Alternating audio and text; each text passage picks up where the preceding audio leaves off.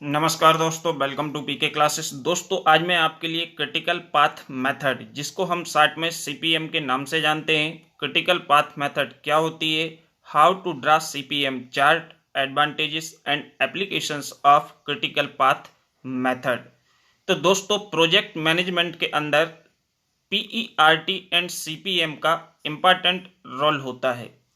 तो आज हम क्रिटिकल पाथ मेथड क्या है इसके बारे में समझेंगे। तो दोस्तों, क्रिटिकल जैसे नेम से इंडिकेट हो रहा है, क्रिटिकल पाथ मेथड।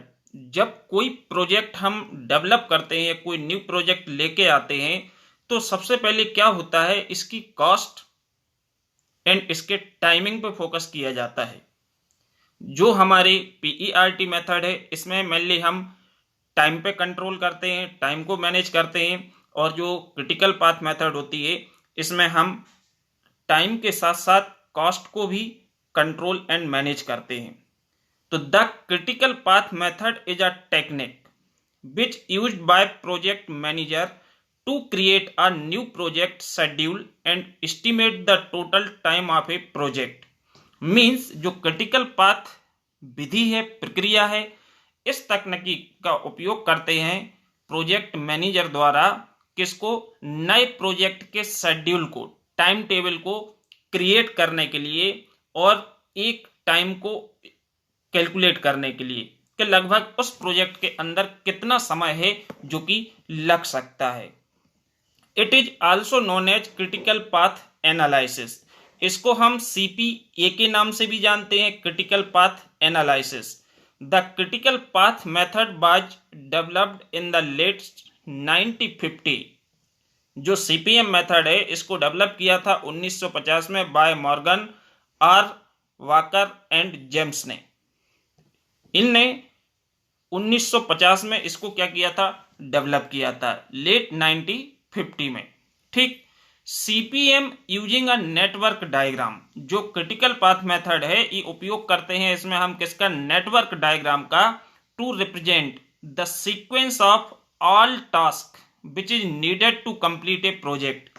मीन्स इसमें हम एक प्रॉपर सीक्वेंस में जितने भी टास्क होते हैं, टास्क का मतलब है प्रोजेक्ट से संबंधित जितना भी काम है, उसके हर टास्क डिफाइन होंगे, स्पेसिफाई होंगे, उसको हम एक सीक्वेंस में क्या करेंगे, अरेंज करेंगे, जितने इससे संबंधित हैं और आवश्यक हैं।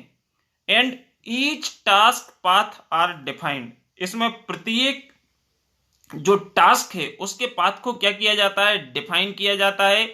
There duration is calculated to identify the critical path. इसकी ड्यूरेशन को कैलकुलेट करते हैं और इससे हम क्रिटिकल पाथ को फाइंड करते हैं कि हम किस रूट को, किस पाथ को फॉलो करेंगे तो हमें कितना मैक्सिमम समय लगेगा इस प्रोजेक्ट के कंप्लीशन में। ठीक। विच determine the total duration of the project, जो प्रोजेक्ट की टोटल ड्यूरेशन को डिटरमाइन करने में सहायता करता है।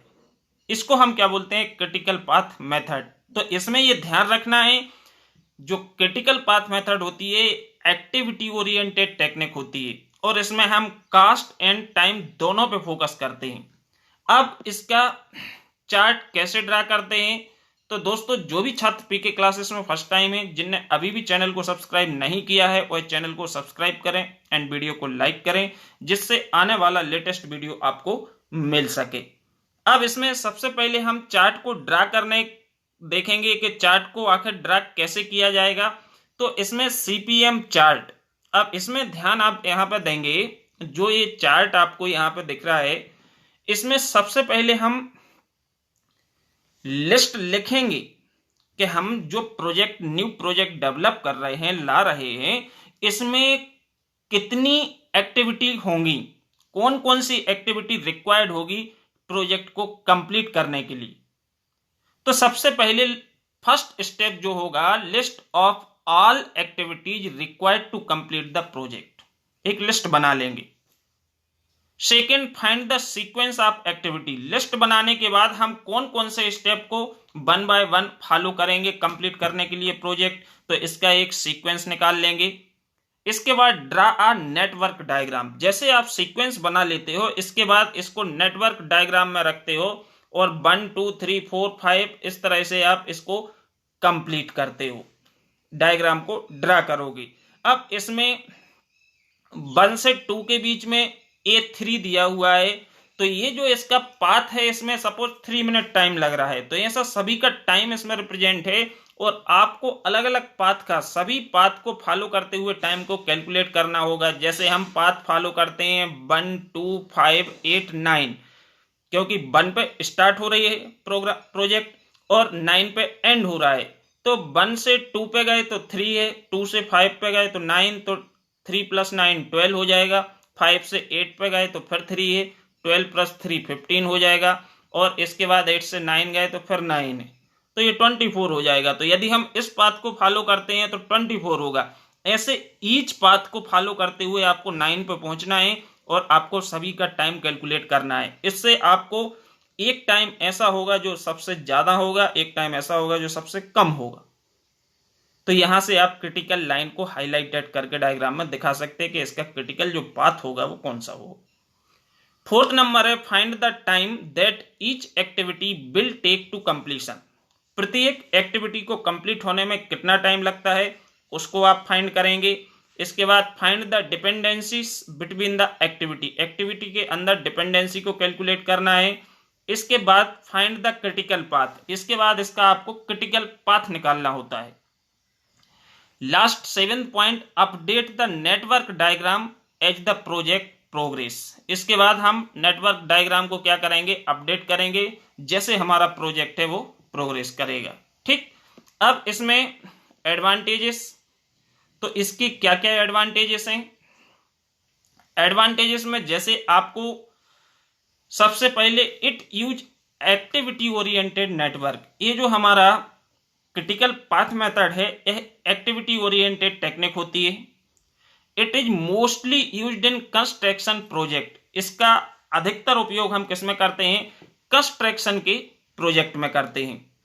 It is mostly used for repetitive kind of projects, इसको रिपीटेटिव काइंड ऑफ प्रोजेक्ट्स में अधिकतर उपयोग किया जाता है कि जैसे आपका कोई प्रोजेक्ट है उसी सिमिलर प्रोजेक्ट फिर रिपीट हो रहा है, फिर अगेन कर रहा है, बार बार रिपीट हो रहा है, इस तरह के प्रोजेक्ट्स में ये उपयोगी होती है। It can be use to control both time and cost, जो क्रिटिकल पाथ मेथड है यह हमारी टाइम और कॉस्ट दोनों को कंट्रोल करती है। 5th नंबर है duration of any activity can be estimated with accuracy, इसमें हम एक्यूरेसी के साथ किसी भी एक्टिविटी की ड्यूरेशंस को हम क्या क्या कर सकते हैं, कंट्रोल कर सकते हैं, कैलकुलेट कर सकते हैं। तो these are the advantages of CPM method. Okay दोस्तों, थैंक यू।